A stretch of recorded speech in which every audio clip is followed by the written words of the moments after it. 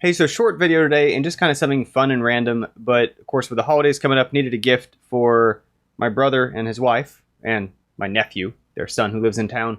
And so what I did was actually got them a just $17 green screen, just a piece of green cloth. And then as part of it, we kind of set up, I did maybe about an hour photo shoot, probably less. That includes like setup and takedown time with the baby and the green screen, to then just make some couple short videos and a couple of kind of fun photos. And so where this started was my brother's wife, Jess, had taken a picture of the baby while my brother's out of town, texted it to John, and John's kind of thinking out loud, was like, hey, could Chris put our baby on the moon? And I couldn't very easily because it wasn't on a green screen. It's possible, it's just a lot of more work. And so I realized for this like less than $20 gift, could set them up. So I went over there, we ordered it, and here's kind of a brief clip of while we were kind of working on the documentation. And granted, you know, I was out there with my DSLR and my video camera. We really could have done this just fine with even a smartphone. Would have turned out okay. Anymore, smartphone cameras are pretty good. But as you'll see, you know, we didn't even use clips, didn't even use crossbars. Just took the green screen and laid it flat on the ground. And of course, again, this is like, you know, like I say, less than $20, kind of a Christmas gift. The real gift, of course, is the resulting artifacts. And so we weren't worried about, I don't know, a baby crawling on it or wheels of this toy, or for that matter, the cat and dogs playing on it. So that was kind of what it looked like while we did the capture.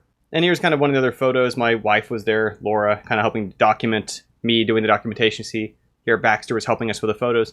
So if we take a look at a few of the results, we have, first off, there is Baxter and my nephew on the moon playing together.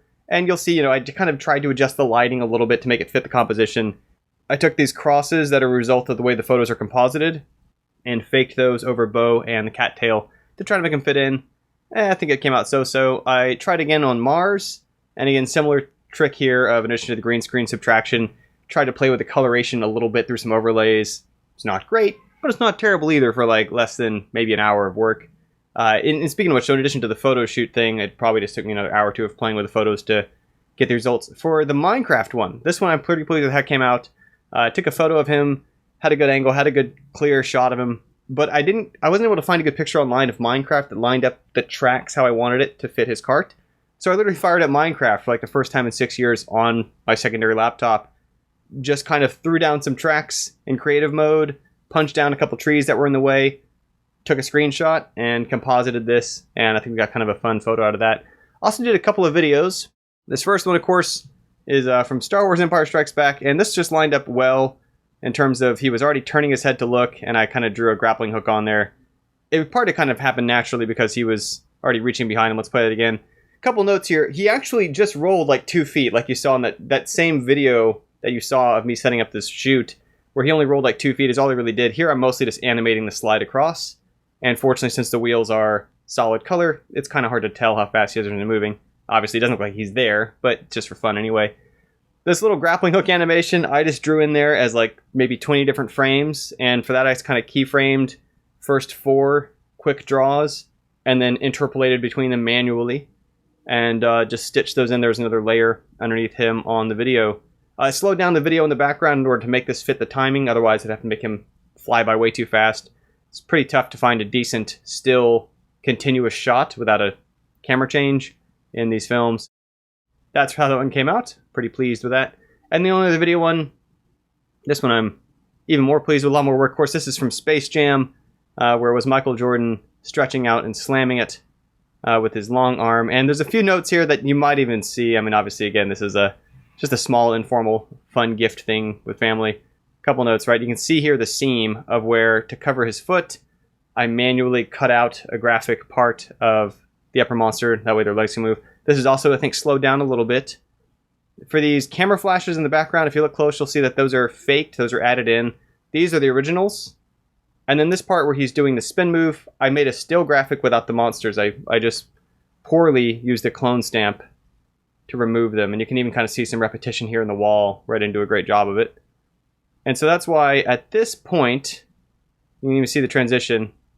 I switch out from the video of the monsters to a separate layer that's just my poorly cropped monsters, send them off spinning. You're mostly distracted because A, it's fast, B, it's him moving.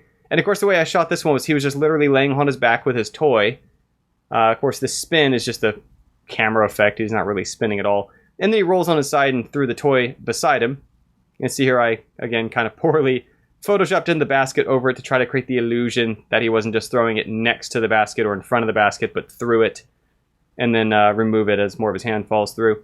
Part of this maneuver you see down here where he's kind of falling, besides it kind of being a sort of a fun way to end it, add a few extra seconds. Initially, I tried to crop it out sooner because my brother was sitting right next to our nephew, handing him back his toy after he rolled with it, so I could try to get some more photos or short video with it. And so right below the edge of this camera is actually my brother's hand reaching into the frame to collect that toy and return it to the baby.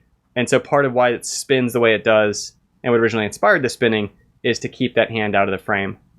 And so anyway, that's the output. We just got these 2 short videos, these 3 photos. Just want to share that as a kind of a simple idea. Obviously, again, when I say it's like, oh, this was $20 for green screen, I did have the benefit I already have a DSLR and a high-ish end video camera I use for work. That said, like I said, you really could do pretty decent results with this with a smartphone camera. Android or iPhone, or probably many other varieties out there anymore, have pretty decent cameras both for video and for still shots, and all kinds of options out there. I was using ScreenFlow as my compositing software. It's the same software that I use for my podcast, for these YouTube videos, for my video courses, for most of the video editing and work that I do. That said, I think also DaVinci Resolve, if I'm not mistaken, also has some good support for chroma key. I think it's free still, at least for the way we tend to use it at non-Hollywood level fidelity and color correction. And some other packages out there can support green screen, including, of course, if you're just in an editing tool like Photoshop or even, heck, Photopea or Pixlr or whatever, even their color selection and masking tools can work pretty well to subtract out green screen without too much trouble. And there's some other sort of simple techniques to try to reduce as best you can some of the little bits of green anomalies around them, which, the other thing to look for is that even professional newscasters and stuff sometimes still get a little bit of backsplash. You can work with that. You can compensate for it a little bit. And if you look at some of these photos, I'd even tried to basically desaturate around the borders to help reduce that effect.